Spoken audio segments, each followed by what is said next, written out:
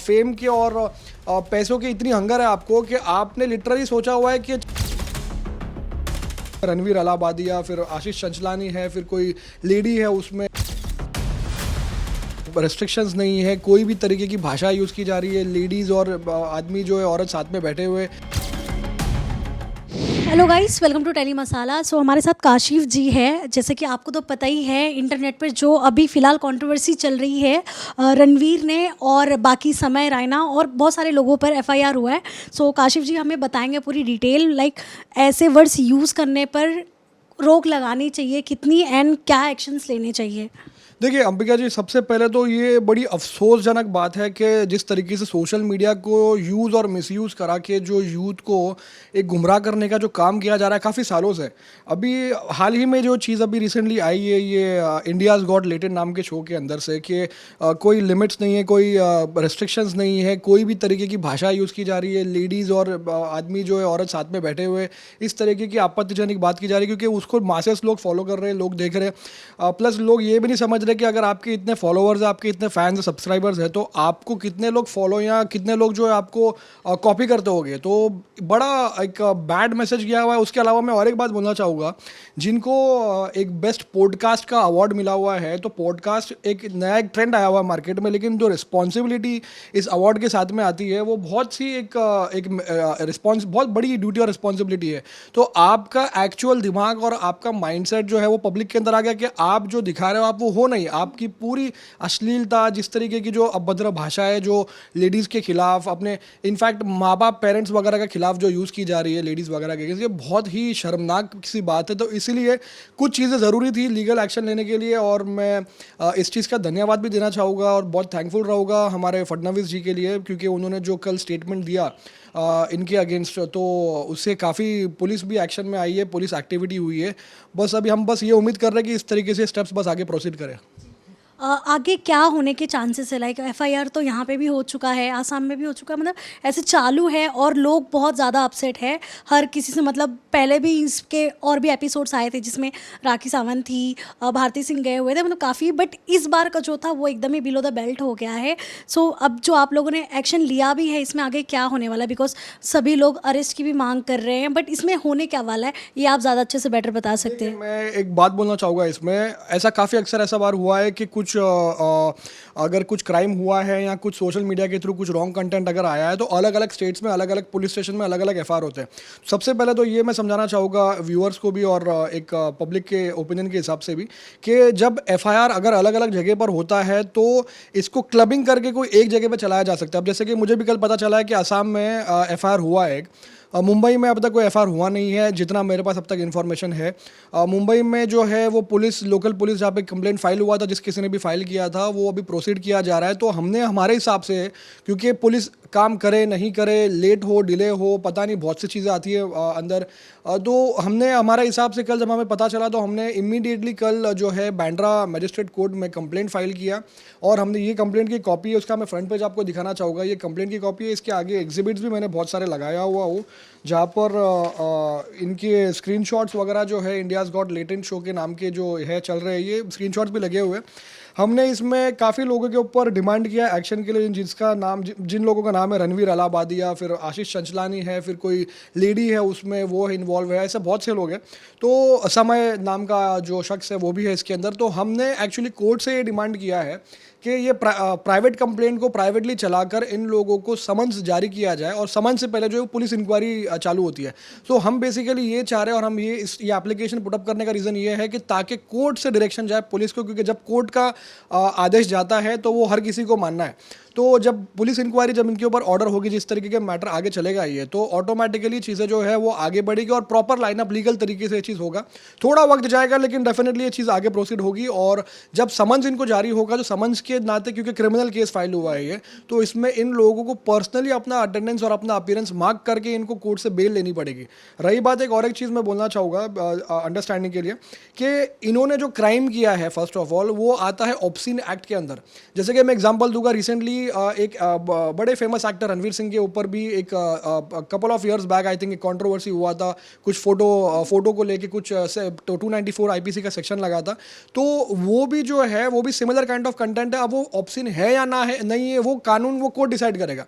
अब यहाँ पे ऑब्सिन एक्ट जो है वो सिर्फ जेस्चर्स या एक्टिविटी को लिमिटेड नहीं है। आप अगर जबान से कोई अश्लील चीज़ें बोल रहे हो या कोई गंदा गाना गा रहे हो या सॉन्ग गा रहे हो, कोई भी चीज़ मुंह से निकाल रहे हो आप जो अश्लील है और जो सोसाइटी में जो एक्सेप्टेड नहीं है, उसके अलावा कोई एक्ट आप कर रहे हो, कोई हरकतें आप कर रहे हो, तो ये सब जो है वो ऑब्सिन एक्ट के अंदर आता है। बहुत से सुप्रीम कोर्ट और हाई कोर्ट जजमेंट्स भी है, कानून भी है इसके ऊपर ऑलरेडी।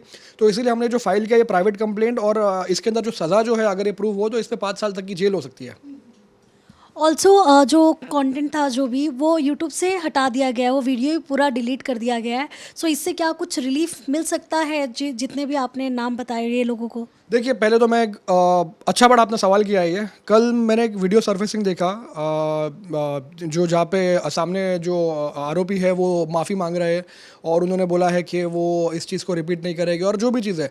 लेकिन एक क्राइम में किसी को भी माफ़ी और सज़ा जो है वो बहुत अलग चीज़ है। माफ़ी किसी को नहीं है। जैसे कि एग्जांपल ऐसा हो गया कि आप किसी का मर्डर कर रहे हो और बाद में बोल रहे हो सॉरी मुझसे गलती हो गई, तो क्राइम में इस चीज़ की माफ़ी बिल्कुल भी नहीं है। जो आपसे क्राइम कमिट हुआ है वो आपको भुगतना तो पड़ेगा, क्योंकि आपने जिस तरीके से जो अभद्र और गंदा एक मैसेज जो पब्लिक में पहुंचाया है, जो यूथ को गुमराह करने का जो काम किया है, आपका फैन बेस, सो कॉल्ड जो फैन बेस है या सब्सक्राइबर्स जो भी है, आपको व्यू कर रहे लोग लाखों की तादाद में, उन लोगों को जो मिसगाइड और जो मिसरिप्रेजेंट करके जो जिस तरीके से जो सीख दी जा रही है, वो चीज़ की सज़ा तो उसके अंदर कानून के अंदर है। इनफैक्ट एक बड़ी और एक अच्छी चीज़ है कि सॉरी बोलने का मतलब ही ये होता है कि आप डायरेक्टली इनडायरेक्टली एक अपना क्राइम एक्सेप्ट ही कर रहे हो। तो वो आपके भले फैंस या आपके जो चाहने वाले होंगे वो भले आपके सपोर्ट में आए कि ठीक है गलती हो गई माफ़ कर दो, लेकिन वो कानूनी तौर पे उसका मतलब कुछ और तरीके से निकलता है और एक तरीके से आपका इनडायरेक्ट एक्सेप्टेंस आ गया कि आपने वो चीज़ किया हुआ है। दूसरी चीज़, जैसे आपने बताया कि वीडियो निकाल दिया गया, ये again this is also acceptance of crime only, कि आपने जो चीज़ किया है ठीक है, आपने पब्लिक ओपिनियन के हिसाब से उसको अपने आप को सही ठहराने के लिए वो चीज़ कर दिया, लेकिन कानूनी तौर पर इसके अंदर आपको बचाव जो है वो कोर्ट में आके करना पड़ेगा कि आपने निकाला तो क्यों निकाला और डाला था तो क्यों डाला था। तो इसका कंक्लूजन क्या होने वाला है आपके हिसाब से? क्या लग रहा है आपको जो सिचुएशन अभी चल रहा है फिलहाल, क्योंकि मामला काफ़ी ज़्यादा गर्म हो गया है, हर जगह यही चीज़ें आ रही है। सो आपको क्या लग रहा है कि मतलब इसमें अरेस्ट होंगे या फिर उन्हें पेनाल्टी भरनी पड़ेगी? क्या हो सकता है? बिकॉज इसमें मैंने जहाँ तक पढ़ा इसमें बहुत सारे ऐसे दिखाई दे रहे कि या तो आपको जेल हो सकती है या तो आप पेनाल्टी भर के छूट सकते हो। तो क्या लग रहा है आपको? देखिए, जहाँ तक असम में जो एफआईआर हुआ है, अब एफआईआर हुआ है और ये नॉन बेलेबल ऑफेंसेस है। नॉन बेलेबल ऑफेंस का मतलब ये होता है कि आपको पुलिस स्टेशन से जामीन या बेल नहीं मिल सकती। आपको कोर्ट में जाके बेल देना पड़ेगा अरेस्ट होकर, या तो फिर आपको एंटीसिपेटरी बेल फाइल करना पड़ेगा, या तो आपको क्वॉशिंग ऑफ एफआईआर फाइल करना पड़ेगा। अब रही बात कि ये देश का मुद्दा बना हुआ है और हमारी सरकारें जो है वो काफ़ी इस पर सवाल उठा रही है, तो बहुत खुश है हम भी इस चीज़ को लेके कि सरकार ने सवाल उठाया, क्योंकि सोशल मीडिया के जो क्राइम है वो अक्सर जो है वो साइडलाइन हो जाते हैं। आम लाइफ में जो सोसाइटल क्राइम होता है वो ज़्यादा पब्लिक की नज़र में आते हैं, लेकिन इंटरनेट को लेकर, सोशल मीडिया को लेकर इतनी वाइड चीज़ें आ रही है मार्केट में कि लोगों की नज़र में अक्सर आता नहीं है। लेकिन ये नज़र में आया तो ये एग्जाम्पल ज़रूर सेट हो रहा है कि इस तरीके की चीज़ें बंद किया जाए। एग्जाम्पल पहले भी एक चीज़ हुई थी, AIB नाम का एक पहले शो आया था, वो AIB नाम के शो के अंदर भी सिमिलर काइंड ऑफ चीज़ें हुई थी। इन लोगों ने यही ग्रुप ने पहले भी ऐसा काम किया हुआ है जहाँ पे इन लोगों ने इस तरीके की चीज़ों को पहले भी प्रमोट करने की कोशिश की है, वो भी बंद हुआ है, वो उनके ऊपर भी एक्शंस हुए हैं। उसी तरीके से आज वही एग्जाम्पल सेम रिपीट किया जा रहा है कि जबकि ऑलरेडी पता है कि इस चीज़ के अंदर कानून के प्रोविजन है, उसके बाद भी अगर ये चीज़ की जा रही है तो बड़ी शॉकिंग सी बात है। इनफैक्ट इससे एक मैसेज बड़ा क्लियर होता है कि अगर आपको मालूम है कि आपके ऊपर लीगल कॉन्सिक्वेंसेज आ सकते हैं, उसके बावजूद अगर आप ये चीज़ कर रहे हो पर्पसली, उसका मतलब है कि आपको कानून का डर ही नहीं है। या तो फिर ये बात हो जाती है कि आप पब्लिसिटी और फेम के और पैसों की इतनी हंगर है आपको कि आपने लिटरली सोचा हुआ है कि चलो चीप पब्लिसिटी करके अपना नाम कमा ले, क्योंकि जिस तरीके की भाषा और जोक्स जो यूज़ की जा रही है उसके नाम पर अगर पब्लिसिटी ली जा रही है तो फिर बड़ी अफसोस की बात है।